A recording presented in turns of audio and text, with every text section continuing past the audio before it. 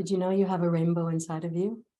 Not just a glow of light in the sky, not just a representation of the LGBTQ plus community, but actually a rainbow inside of you. And so without further ado, let me introduce you to that rainbow. Hi, my name is Salima, yoga therapist. And without further ado, let's get into it.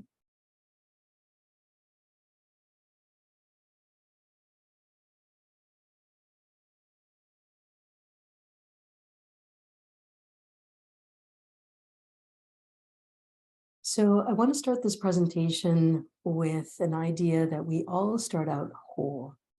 There's nothing broken about who you are or how you are, and there's no need to fix it. Together, collectively, we are beautiful, true, unique, powerful, loving, and loved. And so when we start with that intention, it allows us to tap into our expansiveness, our connectivity, and to really think about our stories, rewrite our stories from a higher place of consciousness, not just who we are, body and mind, but rather spirit and heart and intellect. And all of our lives are sacred. All of life is sacred. And so with that intention, I want to introduce you to a concept that comes up in yoga called the chakras. The word chakra means wheel in Sanskrit. It's a spinning vortex of energy, and it refers to 8 energy centers that guide us along our spines. Each of these energy spots give us a particular talent. They represent a different color. There's a shadow side, and there's also elements included.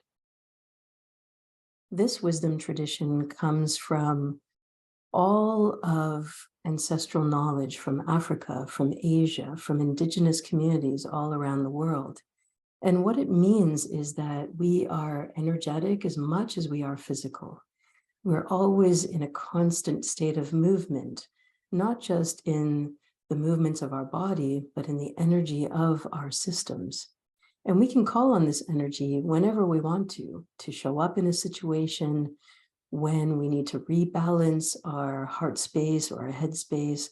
All of this wisdom is available to us as a form of exploration, as a form of consciousness and awakening. So likely you've seen this kind of diagram before. If you've been involved in any kind of work in the spiritual realms, you might be able to identify this. And what I'd like to do now is to ask you to take a look at this image that's standing in front of you on the screen, and to gently close your eyes and start to feel into this guided short meditation. So as you sit or stand or listen to this presentation, settle yourself down. Sit with a tall, straight spine, and bring the focus of your attention to the area just around the place where you're seated. So at the base of your spine, and with your eyes closed, see, sense, feel, or imagine the color red, the element of earth. This is the energy associated with your immediate family, with your immediate group of people that you relate to. Could be your parents, your caregivers, your children, your partner. It could be you inside of you. And imagine that right now. Give that area just a little squeeze, bring some attention and awareness there. And then gently bring your awareness to the area around your hips and see, sense, feel, or imagine the color orange. Your connection to intimacy, to prosperity, and also to your sexuality. The color is orange. Feel into that, and then sense the element of water. Give that area a little squeeze to bring awareness and attention there. And let's take our journey upwards into the solar plexus, the area just around your navel center. And here, see, sense, feel, or imagine the color yellow, the element of fire. And this is how other people perceive you. It's the energy that you cast from the center of your gravity. Give that area a little squeeze for awareness. And then continue to travel upwards to the space just around the center of your chest. And this is the energetic center of your heart space, not just your physical heart, but your ability to love, to feel with compassion, and to make connections. This is your heart space. The color is green, the element is air. Give that area a little squeeze for awareness. And then move all the way up to the area just around your throat. And here we tap into the ability to speak with love and compassion, first for yourself, inward dialogue, and then also to convey what you need to communicate to the people who surround you. Imagine the color blue and the element of ether, a clear, colorless gas. Give that area a little squeeze. Maybe you do that by swallowing or tightening your throat. And then draw your awareness and your energy upwards to the area around your third eye. This is in the middle of your forehead. This is your place of knowingness, of intuition, of seeing the unseen and being guided by the sense of your connection to the universe, your inner knowingness. The color is purple. There are no elements here. Squeeze that area just a little bit, and then bring your awareness up to the crown of your head, the top of your head, as if you were wearing a crown, your connection to the divine, to all that is, to the universe itself, to God, if you like that word, God. And know this is how you are guided, the information that comes in through the top of your head. And then finally, imagine the space all around you, 9 feet in all directions, up, down, around, and across. This is the energy of your aura, your projection, the thoughts and feelings that you have about the world and about your life and about how you perceive things. This space around you, imagine white light, 9 feet in all directions. This is your aura. And so with that guided visualization, take a moment now and inhale, squeeze, tense, hold your body, squeeze, tense, hold, and exhale through the mouth. Inhale very deeply, squeeze, tense, hold, and exhale. Last one, inhale, squeeze, tense, hold. Beautiful. And as you move through that visualization, just give a moment of pause, maybe even write it down. One of these colors or areas of your body that really stood out, that felt like, I need to pay attention to that. Or, wow, that was really vivid. Or how come I couldn't see or feel into those particular areas? Now, this isn't a place of criticism. This is not a place of judgment. This is really a time to tap in, to tune in to the information that our body is offering to us about how balanced we might feel, how we might be showing up in certain situations, so that we can use that information as knowledge and awareness. And that's really what this is all about. All of yoga and all of meditation is to build a sense of awareness about who we are and how we are. And if we like it, and if it's working for us, we continue on. And if we want to make adjustments in how we show up or how we perceive the world or how we want to interact with others, there are small shifts that we can make using different colors, attributes, elements, and experiences in order to support those areas where energy may be needing a little help to flow, or maybe overactive. Let's put it that way. So let's move on now. So together, we know a lot. We know a lot about ourselves. We know a lot about our cultures and how we interact with each other. And so I want to introduce these concepts in today's presentation as guidelines, ways to think about the energy of your body, the ways to think about how you interact with others, and how you can apply that knowledge and trust your inner guidance. So there's no wrong answers here. It's more about awareness, and that's what we're building in today's presentation. So when we dive in and we think about the root chakra, the question we can ask ourselves is, do I feel safe? So if red factored up for you, one of the questions you can ask yourself as you're doing a body scan or moving through your day is, and you're sensing into the feeling of earth, or you're sensing into the color of red, or red is really noticeable in the room around you. The question you can ask yourself is, do I feel safe? Are my needs being met? Am I in my body? And when we do work around these questions, answering these questions for ourselves, we are healing the wound of mistrust. Any place where things might have gone sideways in our younger years, in our childhood, and then to affirm to ourselves, I have the right to be here. And then there's the remedy. So we can affirm in our minds lots of things, but unless we move our bodies or make a connection with the physical world around us, it kind of goes flat. So I want to offer you some ideas to think about. In terms of a remedy, what you can think about is actually squeezing the area just around your root chakra. Remember that that's the area at the base of your spine. So tensing and holding that area helps to enliven this particular chakra and helps us to feel a little bit more safe and in our bodies.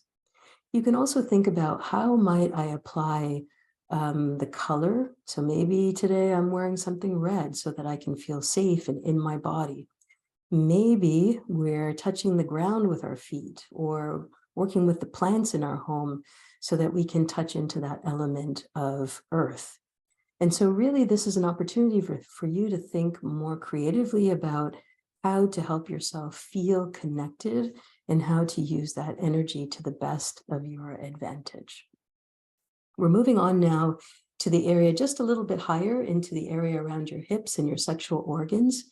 And the question to ask yourself, again, if you're feeling like, something's a little bit off with how I express myself sexually, something's a little bit off about my intimate relationship, the question to ask yourself is, how do I feel?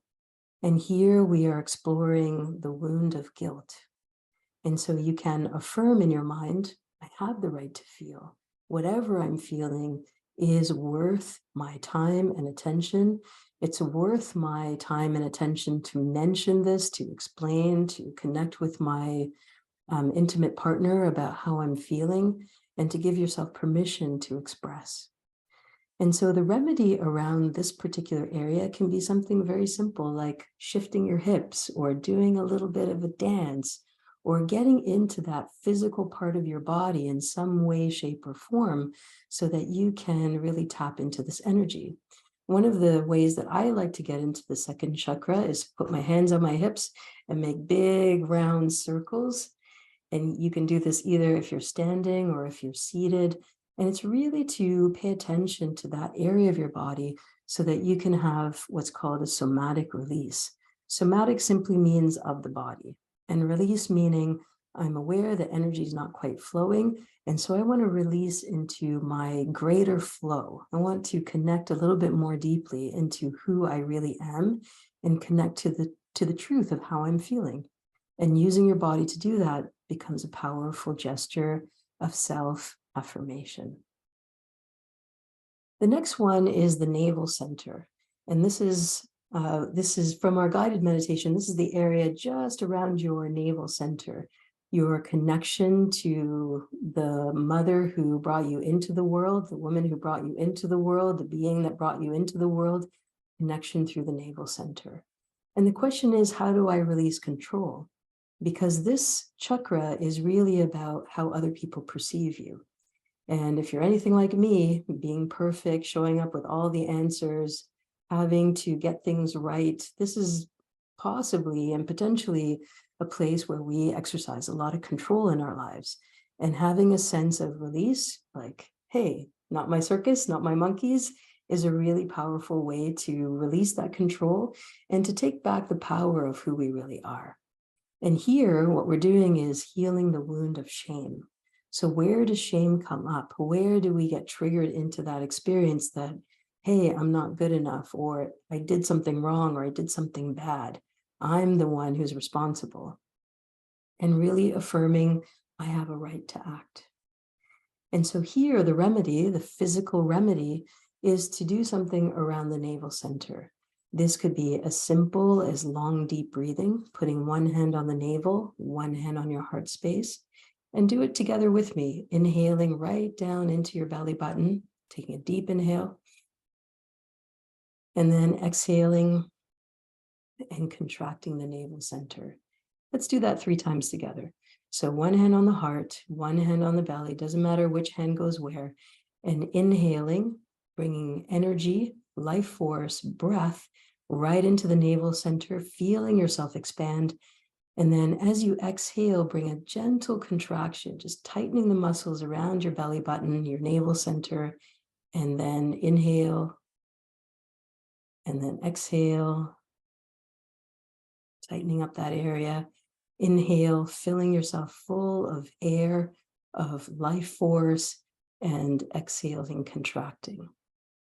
And just that simple gesture alone can give you so much relief and so much of a reminder to be inside your body and giving yourself an opportunity to let go of those shame stories so that you can live a little bit more freely. You can give yourself a little bit more elbow room to just be you rather than to look around and wait to please others, for example. So that's the navel center. We're going to move on now. And so really a recap of those first 3 colors, and you notice that that was the first 3 colors of the rainbow, is that most of us actually hang out here all the time. Life is fast, life is full, life is complicated. And so really, we end up being in survival mode. And survival mode really means that we're operating from our intimate partnerships. We're operating from, do I have enough prosperity sensations? And how are other people perceiving me? And putting a lot of effort and energy into this experience of how do others perceive me? And operating from those sensations and feelings.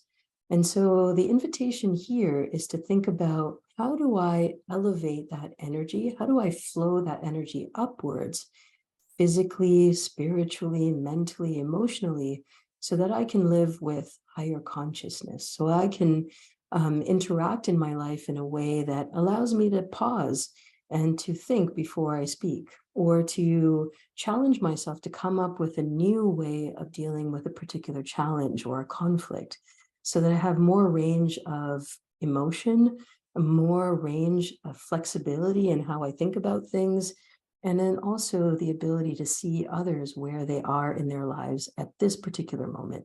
Not necessarily making it about me, not personalizing it, but actually seeing everybody as operating from they're doing the best that they can. So our goal as practitioners of yoga, as spiritual people, as people who are interested in building consciousness and awareness, is to move up into the heart space. And you probably have a sense of this. We know that love is not just an emotion, but love is the most powerful force in the universe. It turns seeds into flowers. It brings sunshine on a daily. It is what makes the moon rotate around the sun and the earth. And those are the places where we want to invest our time and energy, because those elements are the truth of who we really are. And those elements are timeless. So here in the heart space, really imagine yourself feeling into your heart space and asking yourself, how do I perceive myself? Have I positioned myself for my greatness, or am I arguing for my smallness? And as we sit back into that awareness, we can really make a shift. That from my heart space, not only do I have a clear vision of who I am, but also in how I see others. Remember, everyone's doing the best that they can in that moment. And having that little bit of benefit of the doubt really goes a long way. Now, I'm not at all excusing abusive behavior. That's not the point.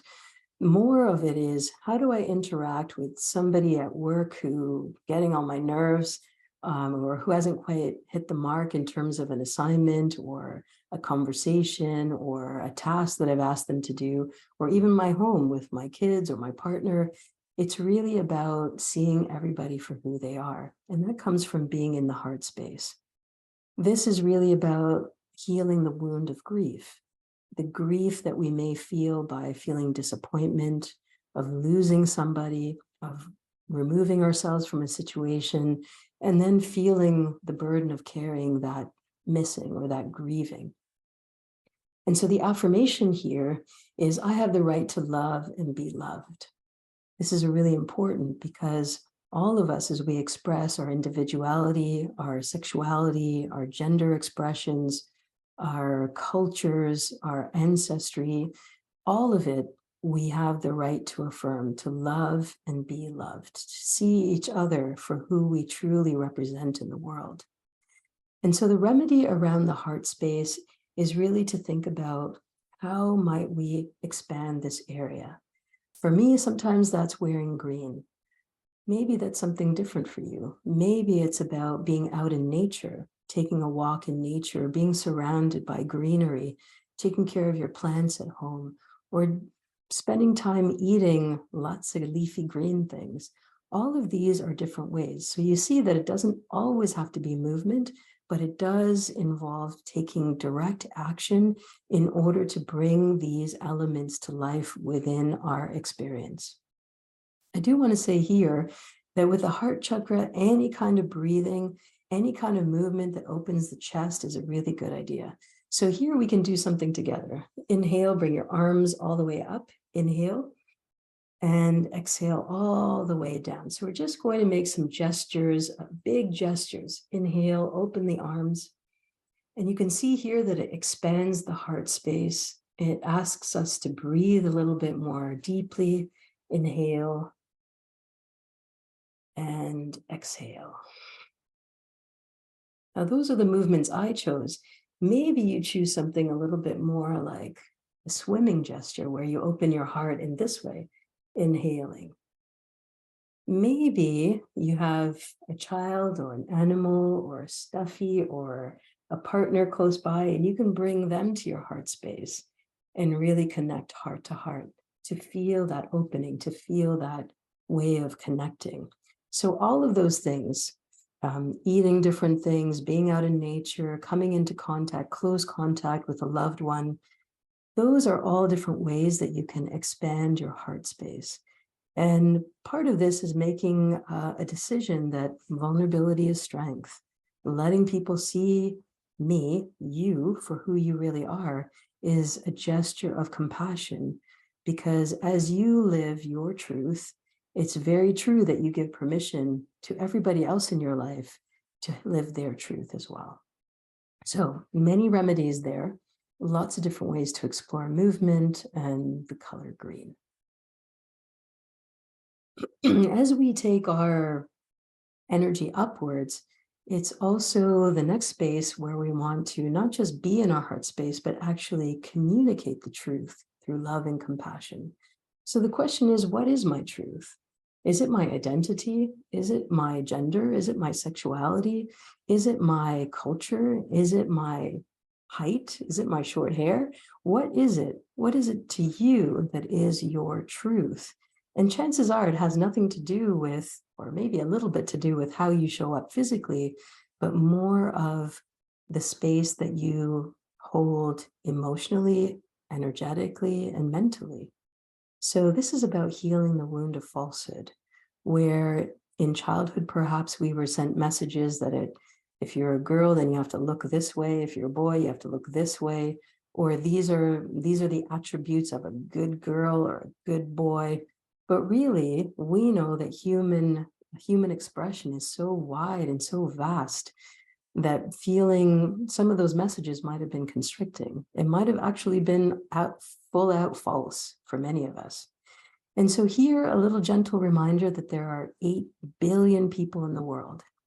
And that thought gives me so much comfort, because really, when you factor in 8 billion people, you know just by numbers that there is no such thing as right or wrong.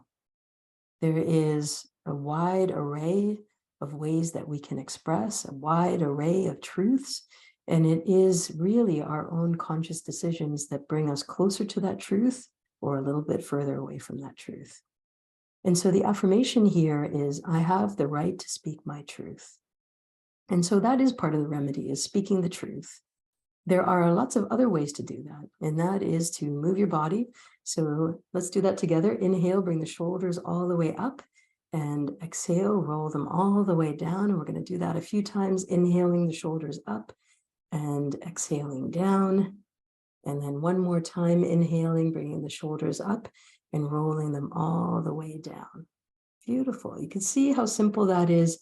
And even just that movement alone helps to free up the energy of the space, helps to open the body a little bit, releases tension, and we can move on a little bit more from there.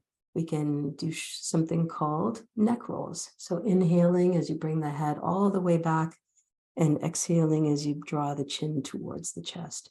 So just a few rounds in each direction really helps to energize this area, especially when you find yourself in conversation, backing away from wanting to tell the truth, and then giving yourself permission to say what needs to be said.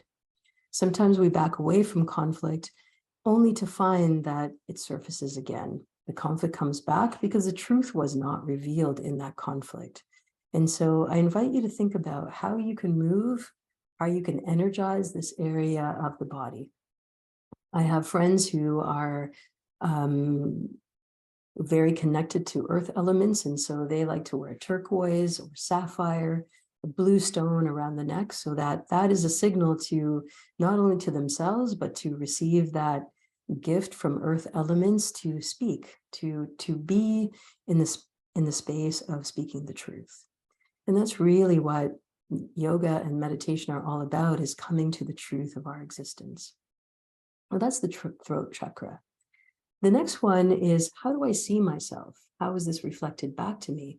And that energy comes from the space just above your eyebrows, the third eye. And in many yogic depictions, in many meditation traditions, that's one of the major focal points. And that is, number one, is to visualize the third eye, the connection to our intuition, the connection to inner knowingness. And also, right behind this particular area in the physical brain is the pituitary gland, one of the master glands in the body. And that master gland in the body is in charge of all of our metabolic functions, sleeping, eating, fertility. All of the ways that our body needs to self-regulate are enhanced by focusing in on that particular area. So even though we may not be able to physically see the pituitary gland, what we know is that it's right there.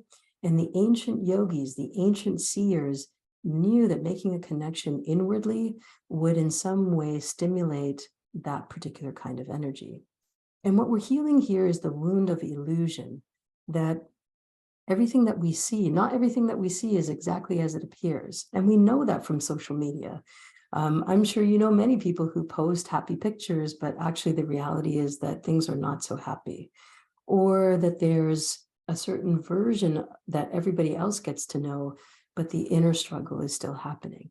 And so that wound of illusion we really have to be aware of, because it's basically surrounds us through social media, through mass media, through lots of different areas and elements of what we're looking at in the world right now. Asks us to look at, number one, what is the truth coming from the heart space? And number two is, what do we perceive to be true for ourselves? What is the mirror saying? The mirror that I look at every morning, what is it saying about me? And as I look around at the people who surround me, what are they reflecting back to me? What I love, and also the places inside of me that still need a little work and attention and mindfulness. So the affirmation here is, I have the right to see. The remedy is to sit down and focus on that area.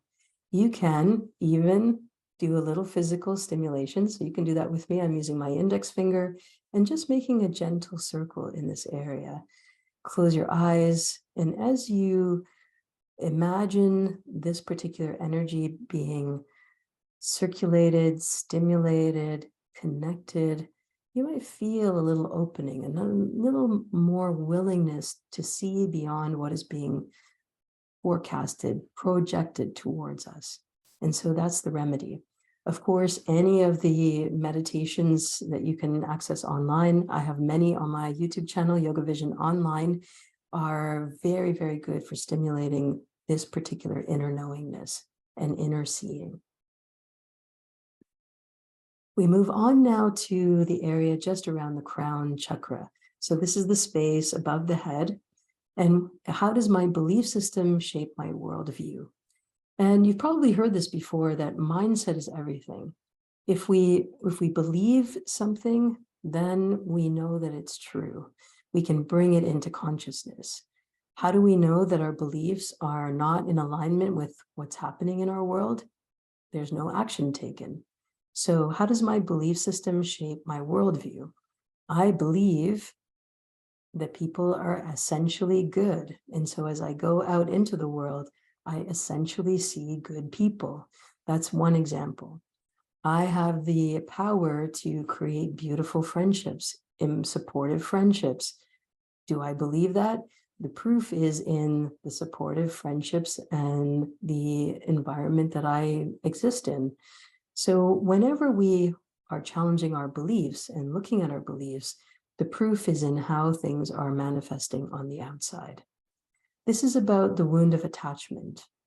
And you might have heard this before, that suffering, in the Buddhist tradition, suffering comes from the concept of attachment or aversion. So let me break that down. We suffer when we are really attached to something. I really want that thing. Let's say a piece of cake. I really want that piece of cake. And that piece of cake is nowhere to be found. And so I suffer. I want something, but I can't have it. The other end of the spectrum is, oh, there's that plate of broccoli that I really don't want, and it's really coming my way, and I really want to push that away. And so my aversion causes suffering.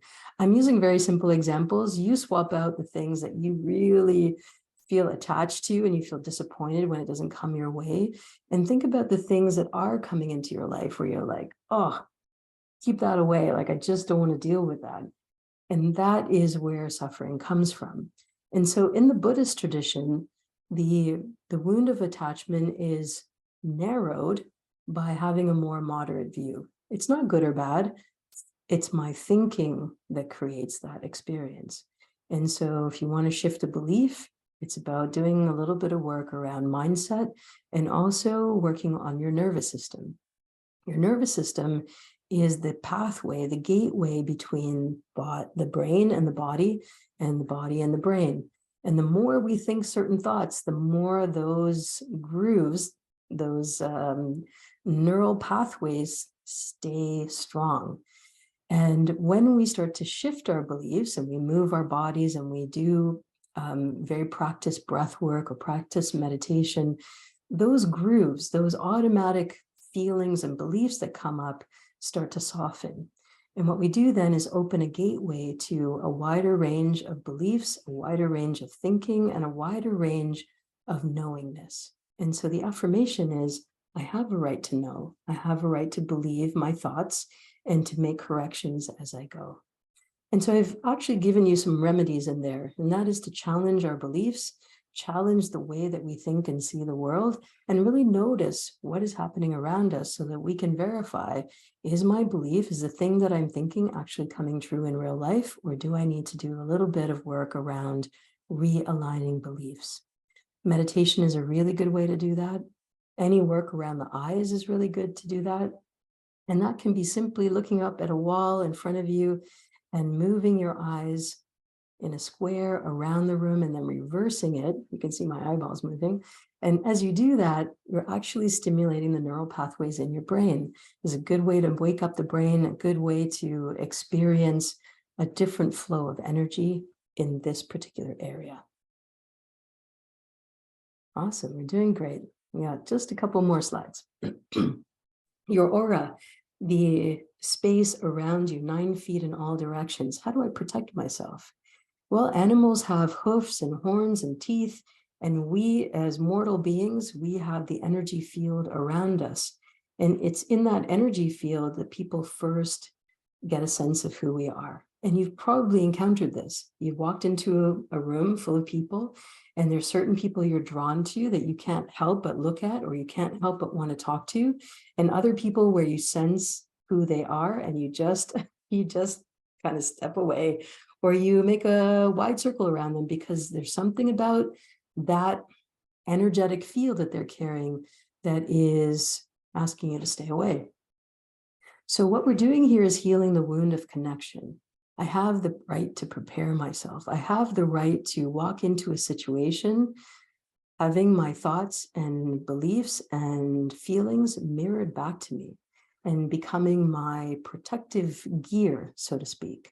And so the remedy for this is to, before you go out into public, whether it's just stepping out of your house or it's actually going into a group gathering or even online, is to put up your shields and to make sure that what you're thinking and feeling is the highest quality that you can muster in that moment, and also to be discerning about the energy that's coming your way. It's not necessary for you to take on everybody's energy. I give you permission to say no. So that's the remedy, is to really imagine the space around you, take care of your aura, take care of the energy that's exuding off of your body in terms of thoughts and feelings, and really to make that connection. Now, the way that you can do that, one, is to actively think about what you're thinking and feeling. And the second part is to draw big circles around yourself. So you can do this in lots of different ways. You can imagine a sphere of energy. You can paint white light around you, move it through you with movement. You can do lots of sweeping gestures. You could do that with me now. Lots of sweeping gestures that actually remove anything that feels tight or constricting in your aura, and then give yourself lots of space to express and to protect yourself. It's the wound of connection. And so the connectivity that you wish and desire for yourself is also in your aura. I think that's a powerful and empowering place to be. So that brings us to some final thoughts. The chakras can be adjusted, and the basic ways to do that is movement, breath, and focusing. So literally inwardly looking, scanning your body, sensing for any balances or imbalances, and really using your breath and movement to tap into those areas. The secondary way is to visualize colors. So if your heart feels a little bit tight or vulnerable, you can imagine the color green and then start to shift with your imagination that color green so that you can expand what you're feeling and how you're feeling. The next is using your senses. So thinking about taste and smell and sound, touch, all of those different ways, sight, all of those different ways can give you the inner stimulation you need in order to rebalance. And then finally, everything is temporary. So if something feels off balance today or in this moment, know that the correction and the adjustment, the rebalancing can happen in any moment that follows. And so not to think about ourselves as stagnant, I'm stuck, my root chakra is blocked, or my heart chakra is blocked, not to make necessarily grand sweeping statements, but rather to say, you know what? In this moment, I feel a little bit closed. What can I do to open those areas so that I can have a fuller, richer experience? And that's really what yoga and meditation are about, is to take this wholeness journey and to use the system of the chakras to really understand that in a more powerful and impactful way. I hope that was helpful for you. My name is Salima, yoga therapist. You can find me online, Yoga Vision Online, on YouTube. That's my main platform. You'll find hundreds, if not, hundreds of different practices where you can start to move your body, move your mind, tap in, get some pointers around starting your meditation journey or enhancing your physical yoga practice. Lots of different tools and techniques there. Feel free to join me online on Instagram. And then if you have any specific questions, you can always email me at love.yogavision@gmail.com. Until next time, lots of love to you. Enjoy. Mwah. Until next time. Bye for now.